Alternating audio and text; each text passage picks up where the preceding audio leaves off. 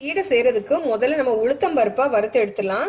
நான் இன்னைக்கு ஒரு 1/4 அரை கப் அளவு உளுத்தம் பருப்பு எடுத்திருக்கேன். ஏன்னா நம்ம அத்தனை உளுத்தம் பருப்பையுமே நம்ம யூஸ் பண்ண போறது இல்ல. உளுத்த பருப்பு மாவுலது ஒரு 2 ஸ்பூன் மட்டும் தான் எடுக்க போறோம். ஏன்னா கொஞ்சமா போட்டு நம்ம மிக்சியில அரைச்சோம்னா அரைப்படாது. அதனால ஒரு 1/4 அரை கப் அளவு உளுத்தம் பருப்பு எடுத்திருக்கேன். முதல்ல ஒரு கடாய் அடுப்புல வச்சு அடுப்பை ஆன் பண்ணிக்கோங்க. இந்த கடாய் நல்லா காஞ்சதும் நம்ம எடுத்து வச்சிருந்தா அந்த உளுத்தம் பருப்பு இதை போட்டுடலாம். இது 1/4 கப்புக்கும் கொஞ்சம் அதிகமா இருக்கும். போட்டு நல்லா பொன்னிறமா வறுத்து எடுத்துக்கோங்க.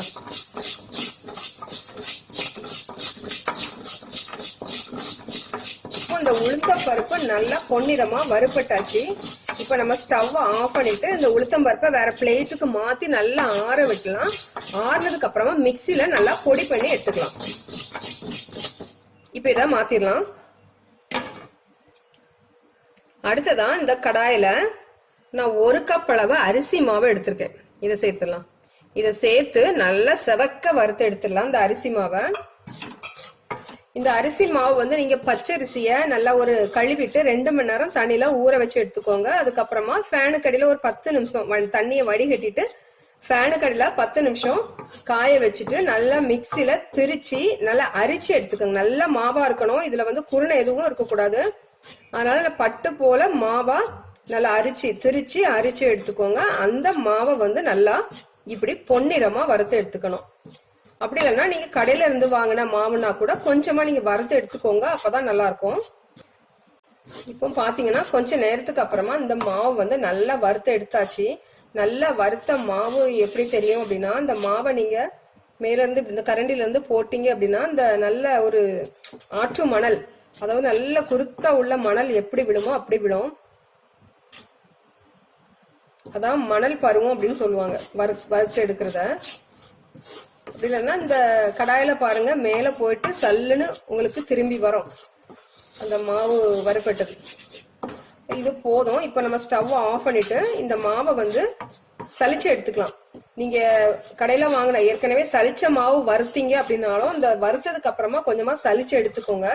அதுதான் நல்லது. ஏன்னா குருணை, அதாவது கட்டிகள் குருணை எதுவும் இருந்துச்சு அப்படின்னா அந்த சீடை வெடிக்கும். அதனால எதுவுமே இல்லாத மாதிரி நல்லா சலிச்சு எடுத்துக்கலாம்.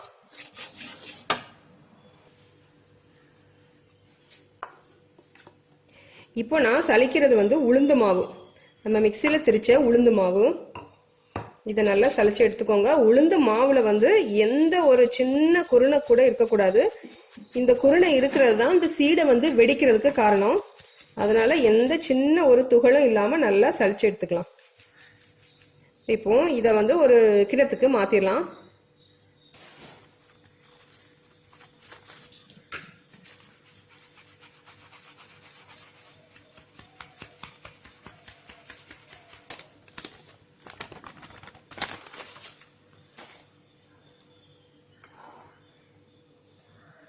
இப்போ நம்ம அரிசி எடுத்த அரிசி மாவை ஒரு மிக்சிங் பவுலுக்கு நம்ம போட்டுட்டேன்.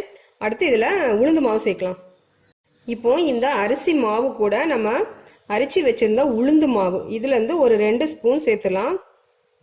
2 ஸ்பூன் உளுத்த மாவு சேர்த்துட்டு உப்பு, இது சீடைக்கு தேவையான உப்பு போட்டுடலாம்.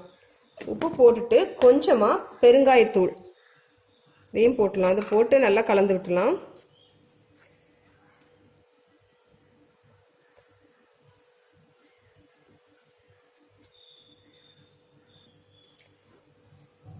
இது போட்டு கலந்ததுக்கு அப்புறமா இதுல கொஞ்சமா எள்ளு, நான் கருப்பு எள்ளு போடுறேன், நீங்க வெள்ளை எள் கூட சேர்க்கலாம். அப்புறமா ஒரு டேபிள் ஸ்பூன் அளவு வெண்ணெய், பட்டர் போட்டு வெண்ணெயை போட்டு நல்லா மிக்ஸ் பண்ணி விட்டுடலாம். இப்போ இந்த வெண்ணெயெல்லாம் சேர்த்து மிக்ஸ் பண்ணதுக்கு அப்புறமா அந்த சீடைய சப்பாத்தி மாவு பக்குவத்துக்கு நம்ம பிசைஞ்சு எடுக்கணும். அதுக்கு நான் இன்னைக்கு தண்ணி சேர்க்கல, அதுக்கு பதிலாக தேங்காய் பால். இந்த தேங்காய் பால் சேர்க்கறதுனால நல்ல டேஸ்ட் கிடைக்கும். சிலவங்க துருவன தேங்காய் இதில் போடுவாங்க. துருவன தேங்காய் பூக்கு பதிலாக நான் இன்னைக்கு தேங்காய் பால் சேர்க்கிறேன். தேங்காய் பால் மொத்தமாக எல்லாத்தையும் சேர்த்துறாதுங்க, கொஞ்சம் கொஞ்சமாக சேர்த்து நல்லா பிசைஞ்சு இந்த சப்பாத்தி மாவு பக்குவத்துக்கு நீங்கள் கொண்டு வந்துருங்க.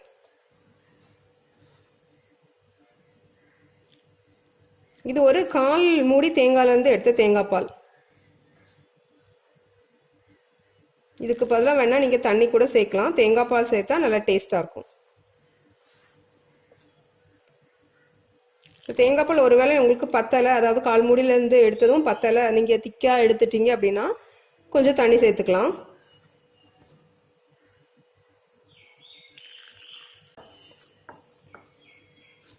மாவெல்லாம் நல்லா பிசைஞ்சாச்சு. நல்லா பிசைஞ்சதுக்கு அப்புறமா உங்களுக்கு கையில் ஒட்டக்கூடாது, அந்த அளவுக்கு நல்லா பிசைஞ்சு எடுத்தாச்சு. இப்போ நம்ம உருண்டை பிடிக்கணும். சீடையில் நிறைய பேர் சீடை செய்யறதுக்கு பயப்படுறதுக்கு காரணம் வந்து வெடிக்கும் அப்படின்னு செய்ய மாட்டாங்க. இந்த சீடையில வெடிக்கிறதுக்கு காரணம் வந்து அந்த உளுந்துல ஏதாவது துகள் வந்து அதில் இருக்கக்கூடாது. மாவு வந்து நல்லா நீட்டா நல்லா பட்டு போல இருக்கணும் உளுந்து மாவு. அப்புறமா அந்த உருண்டை பிடிக்கிறதுல இருக்குது, அது காமிக்கிறேன்.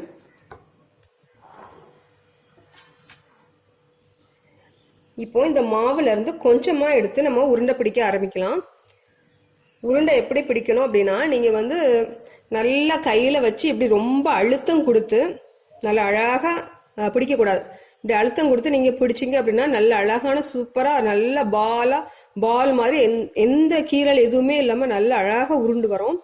ஆனா சீடைக்கு வந்து இப்படி பிடிக்க கூடாது. இதுதான் மெயின் காரணம் இந்த சீடை வெடிக்கிறதுக்கு. ஏன்னா வந்து இந்த சீடையில எண்ணெய் உள்ள போகிறதுக்கு வழி இல்லாம நம்ம ஃபுல்லா நல்லா பாலிஷா அப்படி பிடிச்சிட்டோம் அப்படின்னா அந்த சீடை வெடிக்கும். அதனால கொஞ்சமா மாவை எடுத்து நீங்க 2 விரலாலே இப்படி பிடிச்சுக்கோங்க.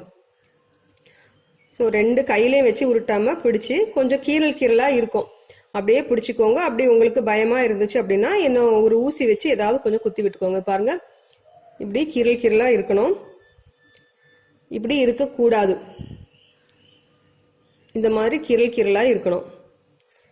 இப்படி எல்லா அந்த மாவுல நல்லா குட்டி குட்டி பாலா நம்ம உருட்டி வச்சிடலாம். 2 விரலுக்கு இடையில வச்சு இப்படி உருண்டையா பிடிச்சு வச்சுக்கோங்க.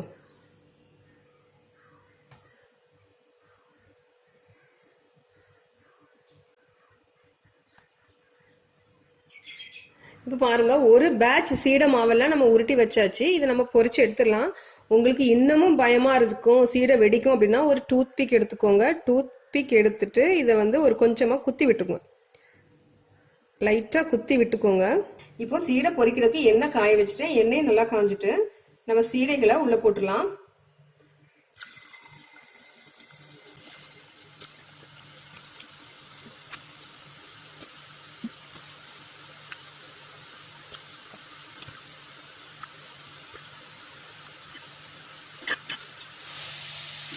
சீடைகள் எல்லாம் நல்லா பொரிஞ்சிட்டு இருக்கு. நல்லா கோல்டன் ப்ரௌன் ஆகிற வரைக்கும் நல்லா பொரிச்சு எடுத்துடலாம்.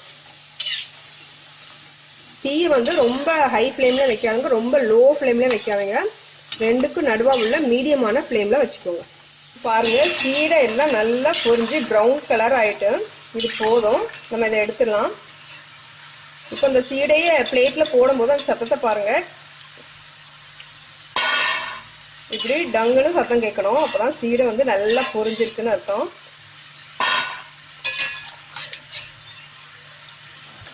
இப்போ பாத்தீங்கன்னா நம்ம சீடைகள் எல்லாம் சூப்பரா ரெடி ஆயிட்டு. இப்போ நான் சொன்ன மெத்தட்ல நீங்க சீடை வந்து ட்ரை பண்ணி பாருங்க, கண்டிப்பா வெடிக்கவே வெடிக்காது. கண்டிப்பா நம்ம பாரம்பரியமான சீடையை செய்து உங்களோட பண்டிகையை கொண்டாடுங்க.